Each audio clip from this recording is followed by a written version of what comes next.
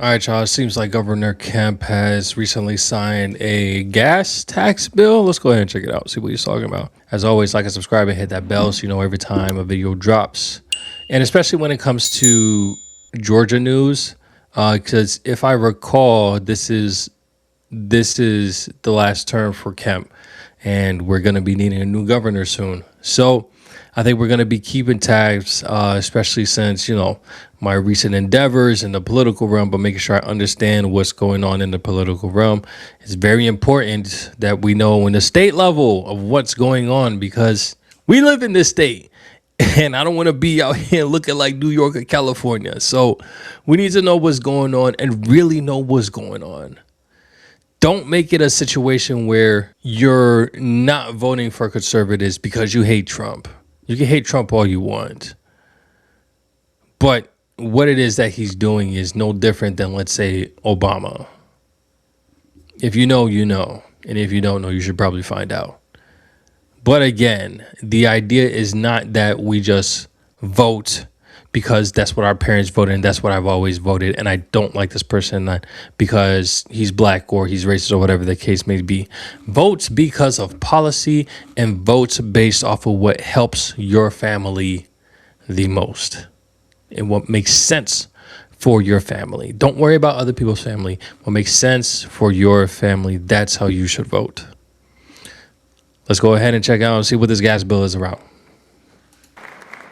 In this state, we know that hardworking Georgians know how to best spend their money, not the government.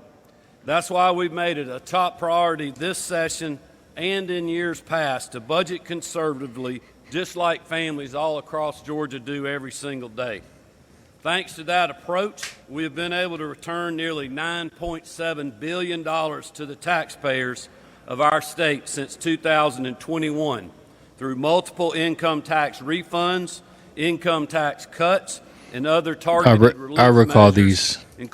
If there's anything, yeah, I definitely do recall these refunds that they've provided and these cuts that they've provided. Yeah, so he's not lying about that. If you haven't gotten it, I don't know what the heck you're doing with your taxes, but maybe you should stop allowing the grifter to do your taxes. I don't know. But no, for definitely Kemp, I haven't had any serious issues that I recall at all with him. including property tax relief and suspensions of the state motor fuel tax.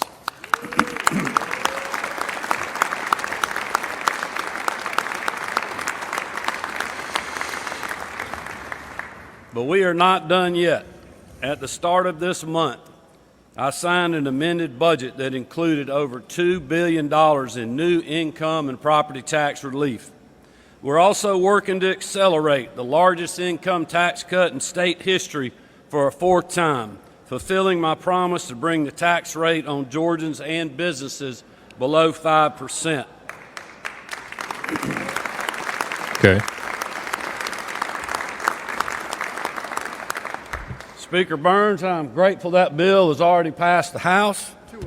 Lieutenant Governor Jones, I appreciate how quickly the Senate is working to get this done as well.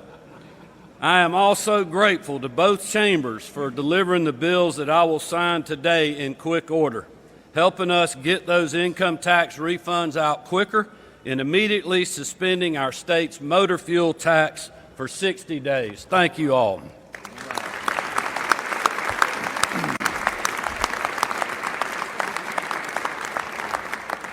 I'll reflect back to the start of the legislative session and politicians on the national level who suddenly decided to start talking about affordability. Here in Georgia, we don't just talk, we act, and we also deliver. This isn't an issue that we just discovered. It's one we've been taking action on for years in a strategic and carefully planned way to help hardworking Georgians. Since 2021, we have now enacted 4 income tax refunds, the largest income tax cut in state history, targeted suspensions of the state gas tax 4 separate times, and have now done 2 rounds of property tax relief. All told, that is over $11 billion of taxpayers' money that we have put back in their pocket.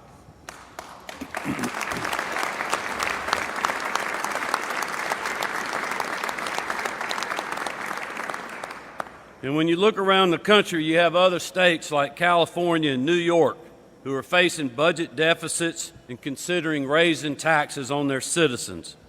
But here in Georgia, which is crazy to me, I explained that to my daughter and her jaw dropped. But, hey, you vote for who you want to vote for.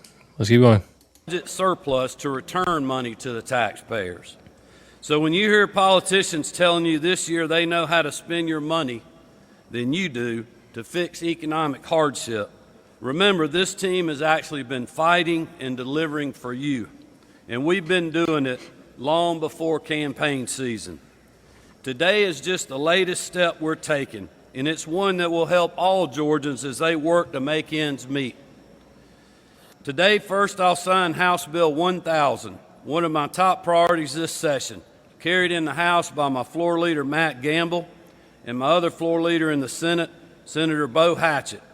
This bill is the fourth such refund we've been able to give since I took office. Just like in past years, eligible Georgians who filed the previous 2 years will receive up to $500 for joint filers, $375 for heads of household, and $250 for single filers. And just like before, this measure doesn't pick winners and losers. It helps all Georgia taxpayers. That money isn't just a number. It represents help with groceries, rent, bills, clothes for your kids, and other needs facing Georgia families. It's meaningful relief for working Georgians at a time when they badly need it. I'll also sign House Bill 1199, sponsored by Representative John Carson and carried by Senator Chuck Hufstetler. This measure puts us in alignment with the federal tax code, but perhaps most importantly, for the immediate needs of Georgians, it will suspend our state's motor fuel tax for 60 days upon my signature. In the coming days and weeks, as retailers get new shipments of motor fuel, those prices on the billboards will not include the 33-cent excise tax on gasoline and the 37-cent tax on diesel fuel. I'll close again by thanking our partners in the General Assembly who have been... Okay, so based off of my understanding with this whole situation is that Governor Kemp signed income tax and gas tax relief bill. So essentially, he's going to be putting more money back in our pockets. It sounds like another extra refund tax or income tax cut thingamajigger, which allows us to get more money back in our income taxes, which is great.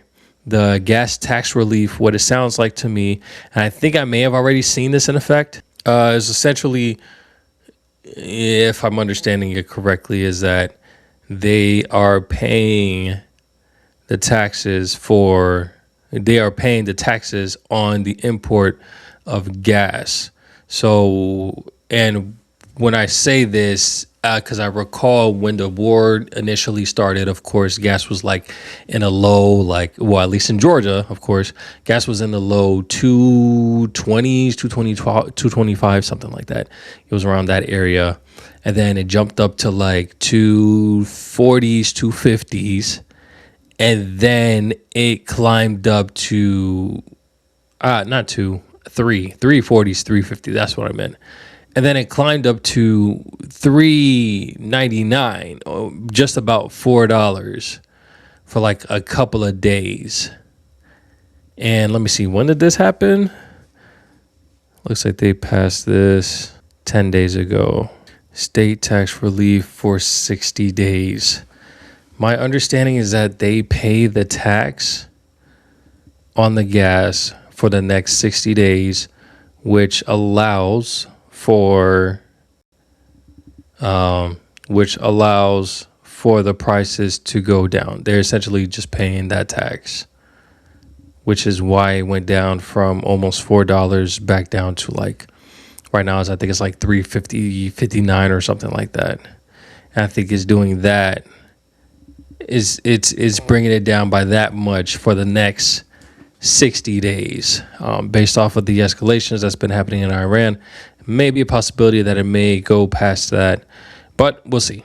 But going back into this situation, this is where we have to take note of other states and their situations and their circumstances. And this is the whole idea when it comes to conservative. When you're conservative and you're able to save money, then you have excess money, and then you can choose what it is that you want to do.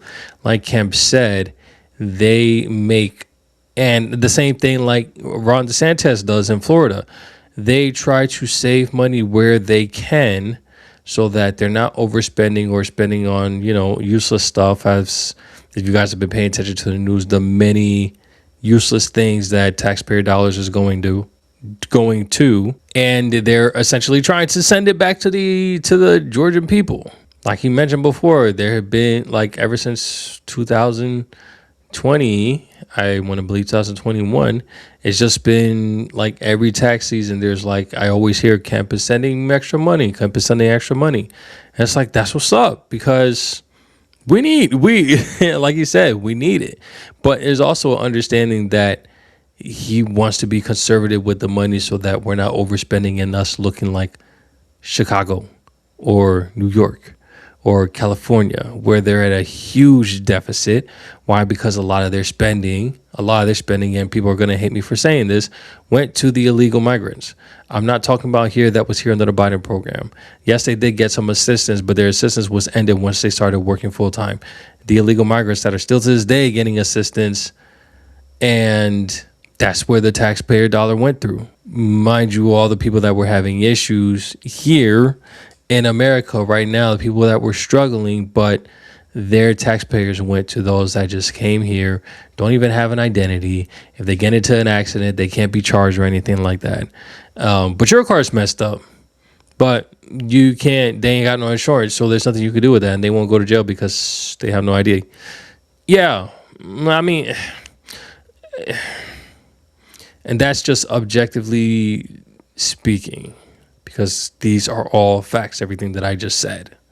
It's not the fabrication, it's not an assumption. These are all things that are happening, yes, in these cities.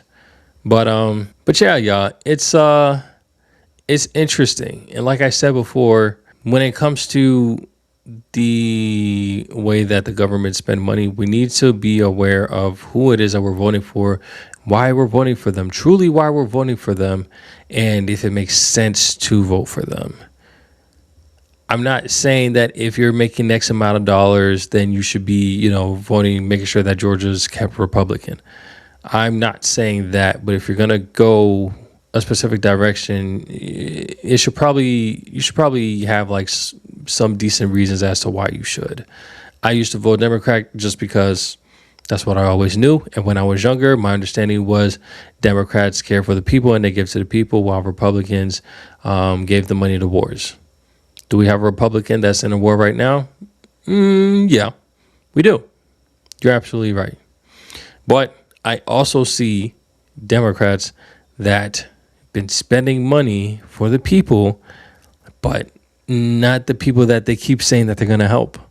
So I don't know, guys. No, it's not 6-7 that's trying to weigh out exactly the situation. That, like I said, at that point, it just goes with what makes sense for you and your family. I think what I am actually going to end up doing is I'm going to end up actually looking up, getting some information as to those Democratic and Republican nominees for Georgia governor, and just like seeing their interviews, and we'll just tackle them and see what's going on, my Georgians, so that we just know. Because again, we can't go into this blindly, and then the only information that we find out about these individuals is when we're actually at the polls.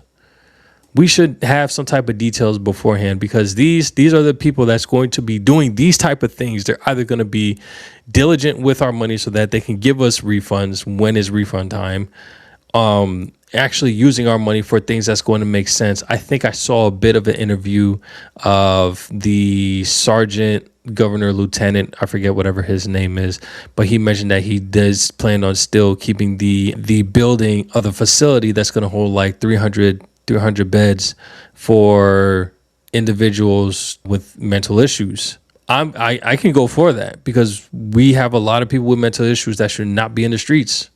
They shouldn't. I'm just being straightforward. So yes, put our money to help those individuals, because I'm not saying to just throw them in the wayside, but they need help. Use the money for that. That's fine with me. So yeah, I think I'm gonna do something like that, and we'll see where we go from there. And if you guys definitely want to see that type of content, go ahead and hit that like button, so I know that's what we're going to be doing. Because if not, if I don't get like 15 likes, then I may not do it, because, you know, I don't want to sit here and be wasting my time. I might do it anyways. But y'all let me know in the comment section what y'all think about this whole thing. I'm going to catch you on the next one. Take it easy. Peace.